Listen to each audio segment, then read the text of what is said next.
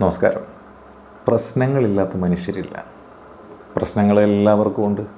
നിങ്ങളോട് സംസാരിക്കുന്ന എനിക്കും ഉണ്ട്, എന്നെ കേട്ടുകൊണ്ടിരിക്കുന്ന നിങ്ങൾക്കും എല്ലാം പ്രശ്നങ്ങളുണ്ട്. പക്ഷേ ഈ പ്രശ്നങ്ങളെല്ലാം തരണം ചെയ്ത് മുന്നിൽ നിൽക്കുന്ന അല്ലെങ്കിൽ മുന്നോട്ട് പോകുന്ന ആളുകളെയാണ് നമ്മൾ ആത്യന്തികമായിട്ട് വിജയി എന്ന് പേരിട്ട് വിശേഷിപ്പിക്കുന്നത്. അങ്ങനെ നോക്കിയാൽ പല ആളുകൾക്കും ജീവിതത്തിൽ വിജയിക്കാൻ സാധിച്ചിട്ടില്ല, കുറേ ആളുകൾക്കൊക്കെ വിജയിക്കുവാനും സാധിച്ചിട്ടുണ്ട്. അപ്പോൾ അതെന്തുകൊണ്ട് വിജയിക്കാൻ സാധിക്കുന്നു എന്ന് ചോദിച്ചാൽ അവർക്ക് അഭിമുഖീകരിക്കേണ്ടി വരുന്ന പ്രശ്നങ്ങളെല്ലാം അവർ എന്ത് ചെയ്യുന്നു, തരണം ചെയ്യുന്നു എന്നുള്ളതാണ് അതിൻ്റെ പ്രത്യേകത. അതായത് ഒരു പ്രശ്നം ചെറുതായിരിക്കുമ്പോൾ തന്നെ അതിനെന്ത് ചെയ്യുകയാണ്, സോൾവ് ചെയ്യുകയാണ് വേണ്ടുന്നത്. അതല്ലാതെ അത് വലുതാകാൻ വേണ്ടി കാത്തിരുന്നിട്ട് അവസാനം സൂചി കൊണ്ട് എടുക്കേണ്ടുന്നതിനെ തൂമ്പ കൊണ്ട് എടുക്കേണ്ടുന്ന അവസ്ഥയിൽ എത്തിച്ചു കഴിയുമ്പോൾ പല ആളുകൾക്കും അത് സോൾവ് ചെയ്യാൻ സാധിച്ചൊന്നും വരില്ല. അങ്ങനെ എന്ത് ചെയ്യുന്നു, പ്രശ്നങ്ങൾ അവരെ കീഴ്പ്പെടുത്തുകയും അവർ പരാജയപ്പെടുകയും ചെയ്യുന്നു എന്നതാണ് വസ്തുത. അത് നമുക്കൊരു കഥയിലൂടെ തന്നെ നമുക്ക് പറയാം. അതായത് പണ്ടൊരു രാജ്യത്ത് ഒരു രാജാവ് ഉണ്ടായിരുന്നു. ആ രാജാവ് വളരെ പ്രജാക്ഷേമ തൽപരനായ ഒരു രാജാവായിരുന്നു. ഈ രാജാവിന് ഒരു ദിവസം ഒരു ആഗ്രഹം തോന്നി, എന്ത് ചെയ്യണം, ഒരു യാത്ര പുറപ്പെടണം. അങ്ങനെ നമ്മുടെ രാജാവ് യാത്ര പുറപ്പെടാനായിട്ടൊരു കുതിരപ്പുറത്തൊക്കെ കയറി. കയ്യിൽ അദ്ദേഹത്തിൻ്റെ യാത്രയ്ക്ക് ആവശ്യമായ സാധനങ്ങളെല്ലാം ഉണ്ട്, ആയുധങ്ങളുമുണ്ട്. അങ്ങനെ അദ്ദേഹം കുതിരപ്പുറത്ത് യാത്ര പോകാനായിട്ട് തീരുമാനിച്ച വിവരം അറിഞ്ഞപ്പോൾ, നാട് ചുറ്റിയൊന്ന് വരാനായിട്ട് തീരുമാനിച്ച വിവരം അറിഞ്ഞപ്പോൾ അദ്ദേഹത്തിൻ്റെ നല്ലവരായ പ്രജകൾ അദ്ദേഹത്തിന് ഒരു യാത്രയപ്പ് കൊടുക്കാൻ തീരുമാനിച്ചു.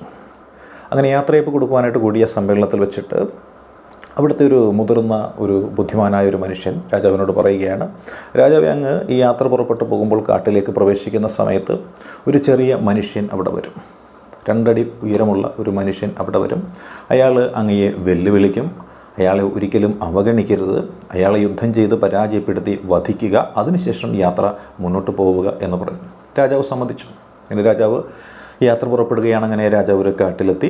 അവർ പറഞ്ഞ കാട്ടിലെത്തിയപ്പോൾ എന്താ സംഭവിച്ചത്, ഒരു 2 അടി ഉയരമുള്ളൊരു മനുഷ്യൻ മുന്നിൽ വന്നിട്ട് രാജാവിന് നേരെ ഒന്ന് വെല്ലുവിളിക്കുകയാണ്. അതായത് അംഗനവാടിയിൽ പഠിക്കുന്ന ഒരു കുട്ടിയുടെ വലിപ്പമുള്ള ഒരു മനുഷ്യൻ വന്നിട്ട് കയ്യിൽ ഒരു ചെറിയ പിച്ചാത്തിയൊക്കെ പിടിച്ചുകൊണ്ട് രാജാവിനെ വെല്ലുവിളിക്കുകയാണ്. വാടാ, ഇറങ്ങി വാടാ, യുദ്ധം ചെയ്യടാ, എന്നോട് തോപ്പിക്കടാ, നിന്നെ മുന്നോട്ട് ഞാൻ വിടില്ലടാ എന്നൊക്കെ പറഞ്ഞു വെല്ലുവിളി നടത്തുകയാണ്. രാജാവിന് ആദ്യം ചിരി വന്നു. എന്നാലും അവസാനം എന്ത് ചെയ്തു, രാജാവ് ഈ വെല്ലുവിളി സ്വീകരിച്ചു. ഈ 2 അടി പൊക്കമുള്ള മനുഷ്യനുമായിട്ട് യുദ്ധം ചെയ്തു. വളരെ പെട്ടെന്ന് തന്നെ അയാളെ കീഴ്പ്പെടുത്തി. പക്ഷേ എന്തുകൊണ്ടോ രാജാവിനെ അതിനെ കൊല്ലാൻ തോന്നില്ലായിരുന്നു. 2 അടി പൊക്കം മാത്രമല്ലേ ഉള്ളൂ, പിന്നെ എന്നെ കാണിക്കാനാണ് എന്ന ചിന്തയിൽ അയാൾ എന്ത് ചെയ്തു, അവിടെ ഉപേക്ഷിച്ച് രാജാവ് വീണ്ടും മുന്നോട്ട് പോയി. അങ്ങനെ കുറേ ദൂരം മുന്നോട്ട് ചെയ്തു. അടുത്ത ദിവസം നോക്കുമ്പോൾ എന്താണ്, ഇതാ ഈ മനുഷ്യൻ തന്നെ വീണ്ടും മുന്നോട്ട് വരികയാണ്. കയ്യിൽ പിച്ചാത്തിയുണ്ട്. പക്ഷേ ഇപ്പോൾ ഉയരം ഒരൽപ്പം കൂടിയിട്ടുണ്ട്. നേരത്തെ 2 അടി പൊക്കമുള്ള മനുഷ്യനായിരുന്നെങ്കിൽ എന്താ സംഭവിക്കുന്നത്, ഇപ്പോൾ ഒരു 4 അടി പൊക്കമായിട്ട് ആളിന് വന്നിരിക്കുകയാണ്. അതിനുള്ള ശരീരവുമുണ്ട്. അയാൾ വീണ്ടും വന്ന് രാജാവിന് വെല്ലുവിളിക്കുകയാണ്. രാജാവിന് വീണ്ടും ചിരി വരികയാണ്. അവസാനം വെല്ലുവിളി സ്വീകരിച്ചുകൊണ്ട് രാജാവ് എന്ത് ചെയ്തു, കുതിരപ്പുറത്തുനിന്ന് ഇറങ്ങി ഇയാളുമായിട്ട് യുദ്ധം ചെയ്തു. അപ്പോഴും രാജാവ് ഈ പറഞ്ഞ 4 അടി ഉയരമുള്ള മനുഷ്യനെ കീഴ്പ്പെടുത്തി. എന്നിട്ട് എന്ത് ചെയ്തു, രാജാവ് വധിക്കാനായിട്ടിറങ്ങി. അവസാനം രാജാവിന് തോന്നി, വേണ്ട, വിട്ടേക്കാം. അങ്ങനെ രാജാവ് അയാൾ ഉപേക്ഷിച്ചു. എന്നിട്ട് വീണ്ടും മുന്നോട്ട് പോവുകയാണ്. കുറച്ച് ദൂരം കഴിഞ്ഞപ്പോൾ എന്താണ്, വീണ്ടും ഇതേ മനുഷ്യൻ തന്നെ വരികയാണ്. അപ്പോൾ എന്താണ്, അയാൾ ഒരു 6 അടി ഉയരമുള്ള ഒരു ഒത്ത മനുഷ്യനായിട്ട് വന്നിട്ടുണ്ട്. രാജാവിന് വെല്ലുവിളിച്ചു. ഇപ്പോൾ രാജാവ് എന്ത് ചെയ്തു, സന്തോഷത്തോടു കൂടി ഇറങ്ങി എന്ത് ചെയ്തു, ആ വെല്ലുവിളി സ്വീകരിച്ചുകൊണ്ട് ഒരു യുദ്ധം നടന്നു. ആ യുദ്ധത്തിനൊടുവിൽ വീണ്ടും രാജാവ് എന്ത് ചെയ്തു, ഇയാളെ പരാജയപ്പെടുത്തുകയാണ്. പക്ഷേ അപ്പോഴും രാജാവിന് എന്താണ്, ഒരു മനസ്താപം തോന്നി. ഇയാളെ അങ്ങ് വെറുതെ വിടുകയാണുണ്ടായിരുന്നു. കുറച്ചുകൂടി അങ്ങോട്ട് രാജാവ് മുന്നോട്ട് ഇപ്പോൾ അടുത്ത ദിവസം എത്തിയപ്പോൾ എന്താണ്, ഇതായി മനുഷ്യൻ വീണ്ടും വരികയാണ്. പക്ഷേ ഇപ്പോൾ ഇയാൾക്ക് എന്താണ്, 8 അടി പൊക്കമുണ്ട്, രാജാവിനേക്കാൾ ഉയരമുണ്ട്, രാജാവിനേക്കാൾ സൈസുണ്ട്, രാജാവിനേക്കാൾ ആരോഗ്യവുമുണ്ട്. രാജാവിനെ മുന്നിൽ വന്ന് വെല്ലുവിളിക്കുകയാണ്. രാജാവ് ഒന്ന് പേടിച്ചു പോയി. പക്ഷേ വെല്ലുവിളി സ്വീകരിക്കാതിരിക്കാൻ പറ്റില്ലല്ലോ, രാജാവല്ലേ, പേടിച്ചോടാൻ പറ്റില്ലല്ലോ. അങ്ങനെ രാജാവ് വെല്ലുവിളി സ്വീകരിച്ച് യുദ്ധം ചെയ്തു. അതിഭീകരമായ യുദ്ധം നടന്നു. ഈ പറഞ്ഞ 8 അടി പൊക്കമുള്ള മനുഷ്യൻ്റെ അടിയും ഇടിവേറ്റ് രാജാവിൻ്റെ കൈയൊടിഞ്ഞു. നേരെ നിൽക്കാൻ പോലും ത്രാണിയില്ല, മൂക്കിൽ നിന്ന് ഒരുപാട് ചോരയൊക്കെ വരുന്നു. പക്ഷേ അവസാനം ഏത് വിധേനയും രാജാവ് എന്ത് ചെയ്തു, ഈ പറയുന്ന 8 അടി വീരനെ എന്ത് ചെയ്തു, അടിച്ച് നിലത്തിട്ടു.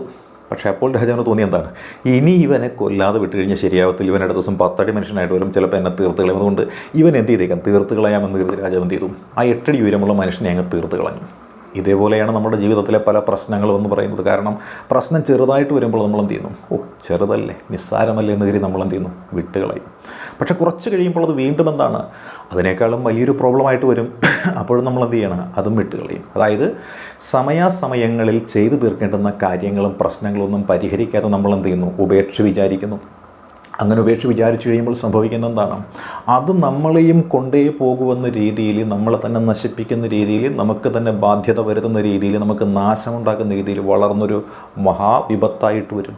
അപ്പോൾ നമുക്ക് ചിലപ്പോൾ അതിനെ എതിർക്കുവാനോ തടുത്തു നിർത്തുവാനോ പരാജയപ്പെടുത്തുവാനോ സാധിച്ചൊന്നും വരില്ല. അങ്ങനെ നമ്മൾ പരാജയപ്പെട്ടു പോകും. അങ്ങനെ പരാജയപ്പെടാതിരിക്കണമെന്നുണ്ടെങ്കിൽ നമ്മൾ എന്താ ചെയ്യേണ്ടത്?